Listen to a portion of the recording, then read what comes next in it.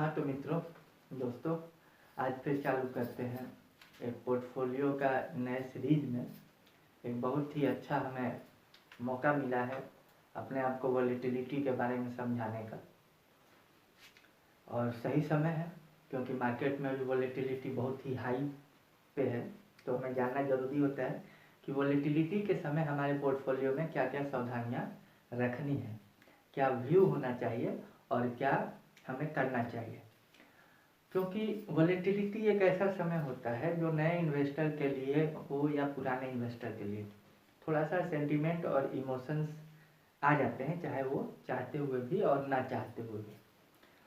तो वॉलेटिलिटी के समय हमें क्या करना चाहिए, आज हम उसी के बारे में बात करेंगे। जैसा कि हेडिंग है हमारा कि वॉलेटिलिटी में क्या मतलब, वॉलेटिलिटी मतलब क्या होता है। वॉलेटिलिटी सबसे पहले समझते हैं कि वॉलेटिलिटी मतलब होता क्या है। अक्सर वोलेटाइल जो है वो शब्द वाटर के वेपोराइजेशन से आया है कि जब हम वाटर को हीट करते हैं तो वाटर जो है अपना ट्रांसफ़र होता है किस स्टेट में, लिक्विड स्टेट से गैसियस स्टेट में, जो कि वेपर के फॉर्म में होता है। उसी को वोलेटिलिटी बोलते हैं। यहाँ पे मार्केट के वोलेटिलिटी का मतलब होता है, देखिए यहाँ पे भी सेम चीज़ है। जब हमारे सेंटिमेंट का टेम्परेचर हाई होता है ना, ठीक है, तब वॉलेटिलिटी अक्सर बाइंग और सेलिंग में देखा जाता है। या तो कोई बाइंग ज़्यादा होने लगेगा किसी समय में, या किसी समय में सेलिंग ज़्यादा होने लगता है। ये प्रेशर अक्सर होता है। ये किसी भी बुलिश और बियरिश फेज के मतलब शुरू होने का एक तरह से कंफर्मेशन हमें माना जाता है कि ये वॉलेटिलिटी जो है होता है। देखिए, वॉलेटिलिटी से हमें घबराना नहीं चाहिए। ये एक अपॉर्चुनिटी होती है किसी भी स्टॉक को समझने का। हम आगे जैसे जैसे बढ़ते जाएंगे देखते जाएंगे कि कैसे कैसे हमें अपॉर्चुनिटी मिलती है अपने एक नए स्टॉक को चुनने के लिए और एक सही स्टॉक को पहचानने का। फिर भी वो अगले वीडियो में हम देखते हैं, लेकिन फिलहाल हम ये समझते हैं कि वॉलेटिलिटी के समय हमें क्या करना चाहिए। तो सबसे जो पहला पॉइंट है हम लोग का कि minimum of risk, minimisation of risk. हमेशा हमने पहले ही वीडियो में बोल चुका है कि देखिए, रिस्क के पीछे भागना है अपने को। जब तक हमारा रिस्क मिनिमाइजेशन नहीं होगा, रिस्क को हम सही से अपने इमोशंस के अंदर नहीं रखेंगे, तो हमारे इमोशंस कभी क्या होता है कि मान लीजिए हमारा पोर्टफोलियो जो है 1 लाख का है और हम लिवरेज वरेज ले लेके 2 लाख का कर चुके हैं, तो अक्सर क्या होगा कि वो डिसीजन नहीं ले पाएंगे, क्योंकि हमारे ऊपर जो है वो हमेशा ही हावी रहेगा जो भी ओवरवेटेज है। तो इसलिए रिस्क जब मिनिमाइजेशन होगा ना, तो डिसीजन ना चाहते हुए भी अच्छा होता है। तो जब हम मिनिमाइजेशन ऑफ रिस्क करेंगे तो उस समय 3-4 पॉइंट होती हैं जिसे हमें ध्यान देना पड़ता है, और ये अहम पॉइंट है ऐसे मार्केट में जब वॉलेटिलिटी अपने हाई पे हो। तो मिनिमाइजेशन ऑफ रिस्क करते समय सबसे पहला जो पॉइंट होता है उसमें हमेशा ध्यान रखिए कि आपके स्टॉक में या आपके पोर्टफोलियो में कोई ऐसा स्टॉक तो नहीं, ऐसा कंपनी तो नहीं जो कि बहुत ही रिस्की वाले रखे हैं। ठीक है, कोई भी रिस्की स्टॉक ऐसे वॉलेटिलिटी मार्केट में कभी भी परफॉर्म नहीं करेगा। वो आपको डे बाय डे हमेशा नीचे की तरफ डाउन साइड में ही दिखेगा, जो कि red colour dangerous of the side. तो एग्जिट ऑफ रिस्की स्टॉक, ऐसे स्टॉक से हमें तुरंत बाहर निकलना चाहिए। इसमें क्या होता है कि आपका कैपिटल जो लॉस्ट होगा या प्रॉफिट जो आपका पहले से है उसमें आपका जो डाउनसाइड जाएगा उससे बचिएगा। इंतजार करिए ना, वेट कीजिए, जब वॉलेटिलिटी खत्म होगी, मार्केट सही होगा, फिर से हम इंटर करेंगे। उसी स्टॉक में करना है, फिर से कर लेना यार, वो आपको और कम दाम में मिलेगा, इसका गारंटी दे रहा हूँ मैं। तो ऐसे स्टॉक से हमें बाहर निकल जाना चाहिए, एग्जिट ऑफ रिस्की स्टॉक। दूसरा पॉइंट क्या है, बुक प्रॉफिट। अपने प्रॉफिट को कुछ नहीं डर लग रहा है या समय नहीं है तो कम से कम मिनिमम 50% प्रॉफिट बुक कर लेना चाहिए आपको। आप वो प्रॉफिट को प्रेम से बाहर निकालिए और अपने बैंक बैलेंस में रहने दीजिए। जब फिर लगे आपको कि नहीं अब मार्केट सही है, 5% बढ़ जाने दो, कोई दिक्कत नहीं, रिस्क मिनिमाइजेशन रखो। ठीक है, रिस्क को कम रखो, हमेशा रिटर्न खुद ब खुद आपको ज़्यादा मिलेगा। बुक प्रॉफिट एक एग्जाम्पल की तरह से हम बताते हैं कि अभी मैंने देखा कि ICICI बैंक हो या SBI हो, ये न्यूज़ तो हमें सैटरडे किसी किसी को फ्राइडे या संडे, ये 3 डे में किसी भी दिन आपको मालूम चला होगा। जब भी मालूम चला तो हमारा सबसे पहला एक्शन क्या होना चाहिए था कि जो जो बैंक हैं जो एबीजी शिपयार्ड के तहत जिनके फ्रॉड सामने आए हैं, तो उनमें क्या करना चाहिए था, हम लोग को सबसे पहले अर्ली मंडे में हम लोग को वहाँ से एग्जिट निकल जाना चाहिए था उस स्टॉक में। मान लीजिए क्या क्या हो सकता था, 2 कंडीशन हो सकते थे यहाँ पे। सबसे फर्स्ट कंडीशन जो कि मान लीजिए कि हमारे एग्जिट निकलने पे जो खराब हो सकता था हमारे साथ, कि स्टॉक बढ़ सकता था थोड़ा बहुत, क्योंकि डाइजेस्ट कर पाता पहले से ही वो जो भी इंफॉर्मेशन थे कि हाँ इनके साथ फ्रॉड होने वाला है या इनका जो है पैसा डूबने वाला है जो लोन की तरह सीपीआर को दिया गया है। तो ये हो सकता था, बढ़ सकता था, लेकिन ऐसा तो नहीं बढ़ सकता था ना कि 20% 25% चला जाता। स्टॉक का न्यूज लगा है, यदि बैड न्यूज लगा है तो मार्केट करेक्ट जरूर करेगा। मार्केट करेक्शन करना ही करना है उसे, उस दिन करे या अगले वीक करे, करना ही करना है। सेकेंड ऑप्शन क्या हो सकता था कि आईसीआईसी बैंक 1 सप्ताह से गिर रहा है, ये तो हम देख रहे हैं। दूसरा सप्ताह या तो खड़ा रहेगा या तो गिरेगा। खड़ा रहा तो आपका ब्रोकरेज चार्ज केवल जाएगा, यदि गिरा तो और अच्छी चीज़ है, लेकिन ज़्यादातर संभावना किसका है कि कुछ ना कुछ डाउन साइड जाके वो क्लोज होगा ही होगा इसी वीक में। तो हमने क्या किया कि आईसीआईसी बैंक से एग्जिट ले लिया। अब क्या हुआ कि जैसे सपोज डेट कि बैंक 10% नीचे जाता है, फिर हम वहाँ पे बाय कर लेते हैं। तो क्या इससे क्या होता है कि एक तो पहले हम रिस्क को अपने मिनिमाइजेशन किए, रिस्क का मिनिमाइजेशन क्या किए कि बाहर निकल चुके हैं। अब आईसीआईसी बैंक चाहे जितना नीचे जाए उससे हमको कोई इफेक्ट नहीं पड़ने वाला है, ठीक है। अब हम उसको वॉच करेंगे, यदि हमको लेना ही है तो हम उसको वॉच करेंगे कि देखते हैं ये कहाँ तक नीचे जाता है और कहाँ से ये बाउंस बैक होता है। जब तक हमें कंफर्मेशन ना मिले कि हाँ अब यहाँ से ये नीचे नहीं जाएगा, तब तक हम उस स्टॉक को बाय नहीं करेंगे। देखें कि चलिए 7% 10% 1 वीक 2 वीक उसको वॉच किए, देखे कि ठीक है मिनिमम 10% गिरा और फिर वहाँ से वो बाउंस बैक करना चालू किया। तो मान लीजिए कि 10% नीचे गया, यदि हमारे पास 100 स्टॉक है, 10% नीचे गया, तो अब जब हम बाय करेंगे तो अप्रॉक्स 110 स्टॉक मेरे पोर्टफोलियो में होगा। देखिए इससे डबल बेनिफिट होता है। तो ये सब चीज़ें जब हम देखेंगे ना, तब हमारे पोर्टफोलियो में तब वेटेज भी बढ़ते जाएगा, रिटर्न भी बढ़ते जाएगा और रिस्क भी कम होते जाएगा, ठीक है।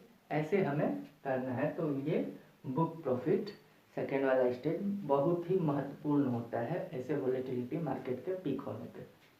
लेस स्टॉक इन पोर्टफोलियो, ज़्यादा स्टॉक ऐसे समय में नहीं रखा जाता। जो आपका क्राइटेरिया है कि हम ये हमने पिछले वीडियो में बताया है कि कैसे हमारा क्राइटेरिया होना है, और फर्दर वीडियो में भी बताएंगे हम आगे आपको कि पोर्टफोलियो मैनेजमेंट कैसे कैसे करना है। फिलहाल ये वोलेटिलिटी मार्केट आ गई तो हम सोचे कि चलिए पहले वोलेटिलिटी के बारे में बता लेते हैं आपको। तो लेस स्टॉक इन पोर्टफोलियो हमारा जो भी क्राइटेरिया है कि चलिए जब तक ये इतना नहीं दिया, इसका फिनेंशियल यदि 10% से ग्रो नहीं कर रहा है, या इसका जो भी रिटर्न है या जो कैंडल चार्ज देखते हैं उस पर वो नहीं है, तो वैसे स्टॉक से हम एग्जिट ले लेंगे, ठीक है। वो स्टॉक से एग्जिट ले लेंगे जो हमको थोड़ा सा भी लग रहा है कि नहीं अब ये स्टॉक की स्थिति सही नहीं है, ठीक है। तो लेस स्टॉक इन पोर्टफोलियो। चौथा जो होगा वो अपना क्वालिटी स्टॉक होगा। वही स्टॉक हमारे पोर्टफोलियो में रहेगा जिसकी क्वालिटी अच्छी हो। अब क्वालिटी हिंदी से कुछ नहीं समझ में आ रहा ना, तो जो सेक्टर है, जिस सेक्टर में आप इन्वेस्ट किए हैं उस सेक्टर का टॉप 2 और या टॉप 4, मैक्सिमम टॉप 4 में से कोई एक स्टॉक होना चाहिए। उसके बाद वाले स्टॉक पे हम रिलायबल नहीं होते हैं। ये होती है, कुछ नहीं समझ में आ रहा है तो क्वालिटी स्टॉक के ये सही एग्जाम्पल है, ठीक है। हमारे लिए हम ऐसे ही सोचते हैं, क्योंकि जब उस्ताद नहीं चलेंगे ना भाई तो नीचे वाले तो नहीं चलेंगे, ठीक है। जब बोले ना कि जब प्रभु कृष्ण महाभारत में नहीं आते तो अर्जुन क्या लड़ता, कुछ नहीं लड़ता। तो कृष्ण को चुनिए ना, अर्जुन के पीछे क्यों भाग रहे हैं, और अर्जुन से भी नीचे चुन लिया तब तो गए ही। तो वैसे ही है, हमेशा हेल्दी स्टॉक जो क्वालिटी स्टॉक कहते हैं उसी को ऐसे समय में रखना चाहिए। ऐसे रखेंगे तो हमें रिटर्न ऑफ इक्विटी भी सही मिलेगा। और हाँ, क्वालिटी स्टॉक चुनते समय ये भी देखना है कि हमारा फिनेंशियल स्टेबिलिटी इसका सही है या नहीं है। क्वालिटी स्टॉक में हमेशा वॉलेटिलिटी के समय फिनेंशियल स्टेबिलिटी को ध्यान रखते हुए ही अपने पोर्टफोलियो में वो स्टॉक को रखना है और अभी ऐड नहीं करना है। अभी ऐसे समय में हमें ऐड नहीं करना है, जो स्टॉक उसमें हैं केवल और केवल उसी को रखना है, उसमें भी वही स्टॉक रखने हैं जो क्वालिटी वाले हैं। दूसरा पॉइंट आता है कि सेंटीमेंट। ऐसे समय में अक्सर बहुत अच्छे लोग की सेंटीमेंट हिल जाती है। तो जब सेंटीमेंट खराब होता है ना, तो कहते हैं कि जब अच्छा सेंटीमेंट ना हो तो फिर दिक्कत हो सकता है। वो धोनी सुने, धोनी क्यों इतना अच्छा परफॉर्म किया, क्योंकि उसका सेंटीमेंट इतना कामनेस था, इतना कूल रहता था कि इवन परिस्थिति में तो वो अच्छा ही खेलता था। इतना अच्छा खेलता था कि जब वो उसके अनुरूप परिस्थिति होती थी तो 6 मार के ही विनिंग करता था। ये होता है उसका क्वालिटी। और जब बुरा स्थिति होता था तो हमेशा सिंगल डबल पे ही विश्वास रखता था। ये होते हैं क्वालिटी कि आप अपने आप को परिस्थिति के साथ कैसे ढालते हो। ठीक है, वैसे ही इंसान को हमेशा एक रेफरेंस माना गया है हमेशा के लिए। इसीलिए धोनी बेहतर साबित हुआ, चाहे वो कैप्टनसी के रूप में हो या रन आउट करने या स्टंपिंग करने का हो या प्रेजेंस ऑफ माइंड हो या DRS सिस्टम हो, किसी भी चीज़ में, क्योंकि वो हमेशा अपने सेंटीमेंट को अपने अंदर रखता था, हावी नहीं होने देता था अपने ऊपर। तो इस चीज़ को हमेशा ध्यान रखना है। ये कब होगा? जब आप पैनिक नहीं होंगे। आपके डिसीजन तभी सही होंगे जब आप पैनिक नहीं होंगे। आप विषम परिस्थिति में यदि पैनिक हो गए तो फिर प्रॉब्लम हो सकती है मेरे बंधु। इसलिए इस बात को ध्यान में रखना है कि पैनिक नहीं होना है, 1% भी नहीं होना। आप हो भी रहे हैं तो उसे अपने ऊपर हावी नहीं होने देना है। उसके ये प्रोसेस हैं, यदि आप ये किए हैं तो ये आप पे हावी नहीं होगा। दूसरा चीज़, बी फेथ। यदि आप क्वालिटी स्टॉक चुने हैं, चूज किए हैं, कोई व्यू है आपका जो बेहतर है, आप देख रहे हैं कि स्टॉक ठीक है, खड़ा है या 2-4-5% गिर गया है, लेकिन आपको विश्वास है तो उससे बने रहिए, अटल रहिए, उस स्टॉक को रहने दीजिए। अब खराब वाले स्टॉक नहीं, ऐसे वाले स्टॉक पे फेथ नहीं जताना है कि हाँ ले लिए हैं, 2 कौड़ी का है, चलेगा चलेगा, हम विश्वास रखें, हम बढ़ जाएगा, बढ़ जाएगा। ऐसा नहीं होता। यदि आपका डिसीजन अपने हिसाब से जो भी डिसीजन लिए हैं, यदि अच्छा लिए हैं तो उस पर बने रहिए। और हाँ, रही बात, देखिए हर कोई डायरेक्ट इक्विटी में इन्वेस्ट नहीं करता, हर कोई डायरेक्ट इक्विटी में स्टॉक नहीं करता। तो उन लोगों के लिए ये 2 पॉइंट है जो कि अपने मैनेजर, फंड मैनेजर यानी SIP या म्यूचुअल फंड, ये जो भी है टर्म्स, उनके थ्रू इन्वेस्ट करते हैं। तो उनके लिए है कि डोंट इन्वेस्ट लमसम अमाउंट। अभी आपको लमसम अमाउंट इन्वेस्ट नहीं करना है कि मान लीजिए 1 लाख है, हम इन्वेस्ट करना चाहते हैं, तो टोटल पैसा 1 लाख रुपया भी नहीं लगा देना है। ठीक है, उसको ट्रिगर वे में लगाइए, 25%, फिर 25%, फिर 25%। ये समय नहीं है लमसम इन्वेस्ट करने का। क्यों नहीं है, ये इस वीडियो में कवर अप नहीं हो पाएगा। मैं फर्दर वीडियो में बताऊंगा इसके बारे में।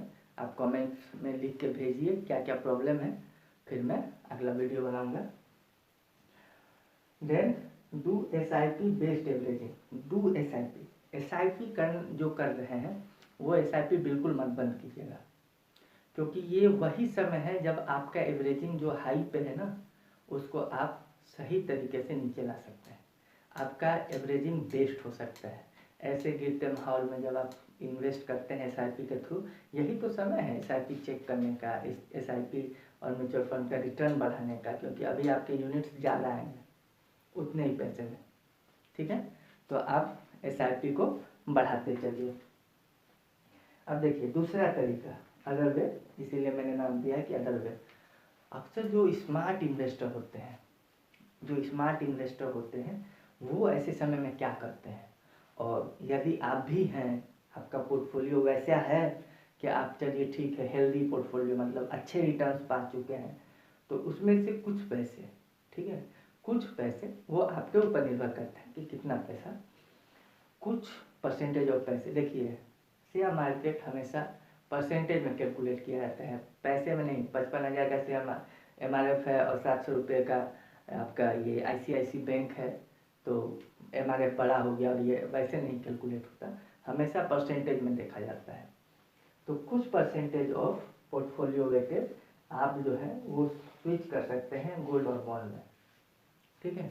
इससे क्या होगा, देखिए क्या होता है, जब भी ऑड सिचुएशंस आते हैं और मतलब विषम परिस्थिति, तो उस समय क्या होता है कि लोग, इसको सेफ हेवन बोला जाता है, ठीक है।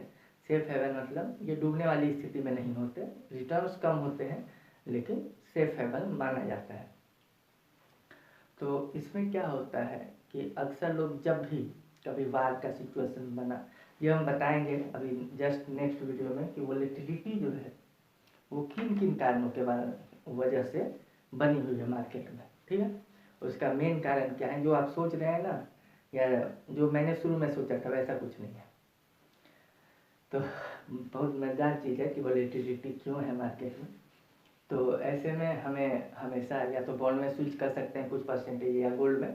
हमने देखा अभी कि कुछ इन्वेस्टर जो हैं इक्विटी से निकल के गोल्ड में इन्वेस्ट कर रहे हैं, इसीलिए तो गोल्ड का प्राइस जो है ऑलमोस्ट 3 मंथ हाई पे है, 3 मंथ हाई पे है इसीलिए। तो ये भी कारण कर सकते हैं, ये भी अपने पोर्टफोलियो को सही तरीके से रिटर्न में कैपिटलाइजेशन को बढ़ाने के लिए ये काम भी कर सकते हैं। ओके फ्रेंड्स, यदि आपका कोई कमेंट्स है, इसमें लग रहा है कि और भी कुछ हो सकता है, तो आप मेरे को कमेंट्स के उसमें भेज सकते हैं।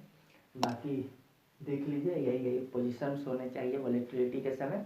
Okay, thank you.